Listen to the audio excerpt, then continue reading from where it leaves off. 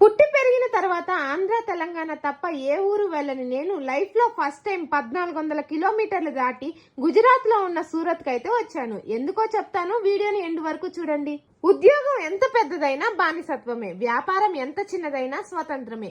మీకు కూడా సొంత వ్యాపారం పెట్టాలని ఉందా? కానీ ఎక్కువ బడ్జెట్ లేదని బాధపడుతున్నారా? అయితే తక్కువ బడ్జెట్ లోనే పెట్టే వ్యాపారం గురించి చెప్తాను, చూసేయండి.